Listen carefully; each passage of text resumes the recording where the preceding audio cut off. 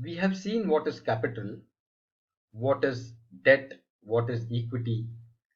We have also seen what is cost of capital. And now we shall try and understand the significance of debt equity ratio. Or in other words, we shall try and find out why do businesses borrow money. Now just think for a moment, why should a business borrow money? Why should they take debt? Just think over. Is it because they are short of money?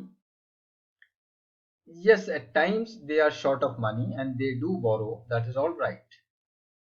But more often than not, they borrow money or they take debt for a different reason.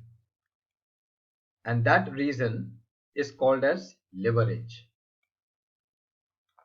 We will try and understand what this leverage is.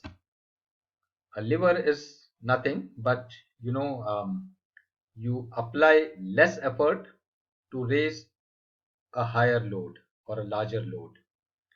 Let us see how it works in business or how it works in finance. We have seen already that in our business we have invested a capital of 10 million. 5 million is the owner's money, which comprises of 2 million of the promoter and 3 million pooled in from the public. And we have also seen that we have taken a debt of 5 million at 14% interest. All right. Now, having seen this, we know that our capital is 10 million. All right. And let us say our business generates a profit of 20% in a year. 20% over 10 million, that would work out to 2 million. So in a year, say roughly your business has generated a profit of 2 million. All right. Now, out of this 2 million, since half of it, that 5 million, is actually a debt and you have to pay interest on that, so you will be paying 14% of interest on the borrowed money. That amounts to 0.7 million. All right. So out of this 2 million profit, 0.7 million will go towards paying the debt. What remains is actually 1.3 million. And this 1.3 million now belongs to the equity holder or the shareholders. All right. Because to the lenders, you have already given them the interest. What is remaining now, 1.3 million, the entire amount now belongs to the shareholders. So how much would the shareholders earn? Theoretically, they would earn a profit of 26%. All right. This 1.3 million over an equity of 5 million would give you a figure of 26%. So you see, while your business has generated only 20%, as owners of the business or as shareholders, you have earned 26%. This is what is leverage. You have applied a lesser amount and generated a larger profit. But this is one part of the story. Actually, it could have been in a different form altogether. Let us see what it could be. Again, consider another scenario where your capital remains the same, 10 million. 5 million is your equity and 5 million is your borrowed capital. But in this scenario, say your business has generated a profit of only 10%. Instead of 20%, circumstances were not good, the market was not good, business has not performed well, so your business has generated only 10% profit in a year. That 10% of 10 million would amount to 1 million.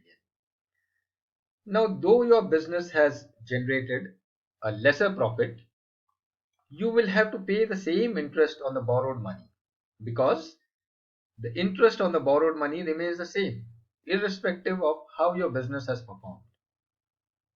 So 14% on the 5 million, 0.7 million you have to pay as interest to the lenders.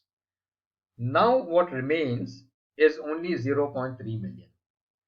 And this 0.3 million belongs to the shareholders.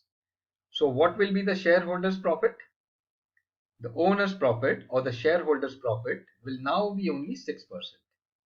So what has happened is, though the business has generated 10% profit, the shareholders have got only 6% because the load and the lifter of the load, they have changed positions. Therefore, this leverage or the debt equity ratio is a double-edged weapon. A business which is having a higher debt does not necessarily mean that it is not a good business. If the business is generating more profit than the amount of interest which it has to pay, in that case, debt is good. But if the profit generated is less than what interest you are paying, in that case, it is better to avoid loans or better to avoid debt. All right. So that is the significance of debt equity ratio. You will find when you deal with the stock market and things like that, when you analyze certain companies, you will see that some of the companies are having a very large portion of the debt and still they are performing well. That is because they are generating a profit which is more than the amount of interest which they have to pay. But certain companies, you will find, they have a very low portion of debt. Most of their amount is liquid, is in the form of equity. So those businesses are actually the ones who are not generating a very high profit. So they cannot afford to service debt. So I hope the significance of debt equity ratio is now clear to you. This is also called as leverage.